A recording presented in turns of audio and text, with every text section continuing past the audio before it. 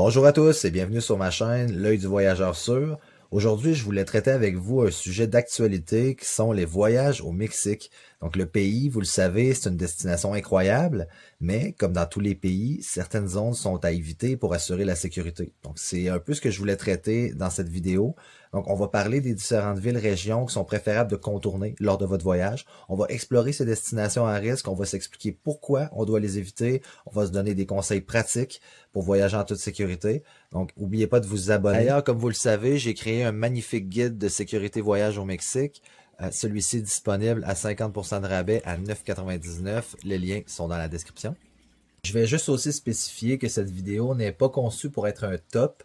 Donc, on va monter la montagne ensemble, destination par destination, au fil de l'itinéraire. On commence maintenant avec la carte qui est assez détaillée, que je vous mets publique. Vous allez la retrouver dans la description. Donc, elle est conçue autour de deux itinéraires principaux, le nord et le sud. Donc, c'est vraiment les points qu'on va explorer autour de ces principaux itinéraires. Donc, évidemment, le Mexique, c'est assez grand. Là, on ne pouvait pas prendre l'ensemble du territoire. Donc, on va regarder les grandes destinations touristiques et évaluer les risques potentiels aux voyageurs.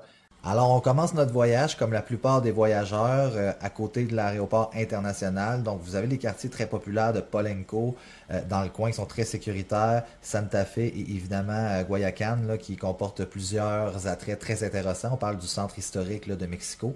Donc, ce qui est important de se souvenir, c'est que c'est vraiment à l'est de l'aéroport où on va trouver les régions plus défavorisées. Donc, des régions où on ne se rend pas sans guide privé, évidemment. Donc, les points sont bien inscrits sur la carte. Et pour ceux qui partent de Mexico et qui vont descendre vers Acapulco, donc la route d'Acapulco est assez sûre, mais l'important, c'est de passer par la 95D et ne pas faire trop d'arrêts. Donc, vous êtes capable de faire assez rapidement. Donc, il y a certains points qui sont déconseillés par le gouvernement canadien. Notamment les hauteurs d'Acapulco. Donc, une fois arrivé à Acapulco, on descend directement à la baie.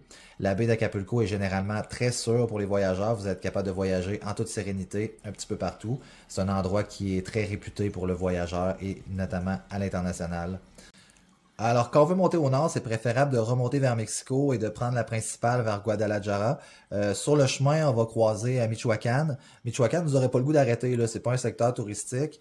C'est pas recommandé non plus. Donc, on va à Guadalajara, qui est une ville qui est assez sécuritaire. Donc, vous allez pouvoir trouver des hébergements, des choses assez facilement, des activités. Il y a seulement les quartiers un peu plus au sud qui vont être, non recommandés. C'est des zones défavorisées. Et puis, dans le secteur de Los Altos, qui est un magnifique point de vue de la ville, bon, il y a eu certains incidents avec les touristes. Donc, peut-être d'être prudent dans ce secteur-là. Et puis, quand on continue notre voyage, ben là, ça va vraiment être Puerto Vallarta, la prochaine destination classique, là, bien sûr. Là, Puerto Vallarta, qui est vraiment une destination là, où vous n'aurez pas de casse-tête. Là, les enjeux de sécurité sont un petit peu moins là. C'est très touristique. Donc, amusez-vous.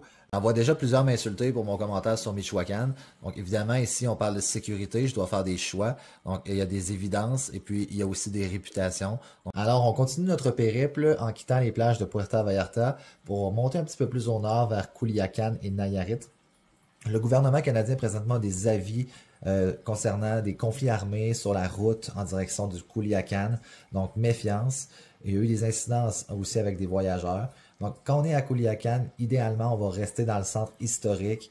Donc, on ne va pas sortir nécessairement en périphérie. Vous avez des beaux attraits là, dans le centre historique. Vous avez le jardin botanique, vous avez le parquet de Las Liberas. Donc, on en a déjà parlé, je pense, un petit peu plus tôt.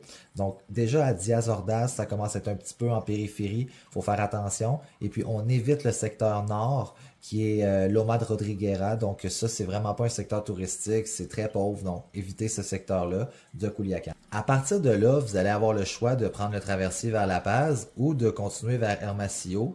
Donc, la base California, il y a un petit peu moins d'enjeux de sécurité. Donc, je ne vais pas m'attarder sur le sujet. Je vais préférer monter vers Hermosillo. Hermosillo qui est une ville assez sécuritaire dans son ensemble, mais on va éviter de monter un petit peu plus au nord, notamment Sonora, qui est vraiment déconseillé. Donc, il n'y a pas d'infrastructure. Les routes sont défoncées. Excusez-moi du terme.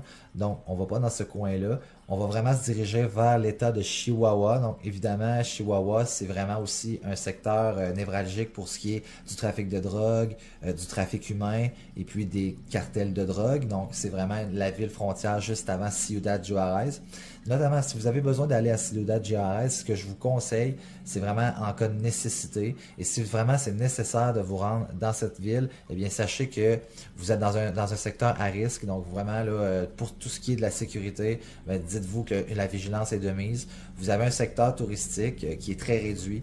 Pour ce qui est des périphéries, vous évitez à tout prix et sachez que en tant que touriste, dans ce secteur-là, vous êtes vraiment un pain de viande. Donc, ça fait le tour pour notre itinéraire nord. On va passer à l'itinéraire sud qui débute évidemment aussi à Mexico. On a déjà fait le tour de Mexico en détail. Donc, on va se diriger directement vers l'état d'Oaxaca, qui est très sécuritaire là, quand on est au centre-ville. Et puis, je vais vous suggérer de ne pas descendre au nord. Donc, c'est pas très développé. Les routes sont pas très développées non plus. Il n'y a pas d'infrastructure. Donc, on remonte vers le nord et on se dirige vers le Campeche, donc Yucatan. Donc là, vous tombez dans un secteur très sécurisé. Vous allez rencontrer toutes les grandes destinations. Les seuls secteurs qui sont vraiment plus à risque dans ce coin-là, c'est vraiment San Cristobal de Las Cabas. Donc, c'est vraiment là où il y a eu des historiques de guerre présentement, les plus récentes entre les différents groupes armés, et à Palenque aussi où même en 2023-2024 il y a encore eu des fusillades beaucoup entre gangs armés, donc je vous conseille de rester sur les grandes routes touristiques à ce niveau-là. Donc, en conclusion, en planifiant soigneusement votre itinéraire et en privilégiant les régions touristiques réputées sûres, vous pourrez profiter pleinement de votre voyage. N'oubliez pas de consulter les conseils aux voyageurs et les autorités compétentes de votre gouvernement avant de partir. Il va toujours avoir des informations hyper pertinentes sur ça. J'espère que vous avez apprécié le format. Moi, j'ai bien aimé le faire. Donc, on se dit à la prochaine. Et puis, n'oubliez pas, les liens sont en description pour avoir la carte et puis pour avoir le guide de sécurité sur mon site web. Donc, on se dit à la prochaine et à bientôt.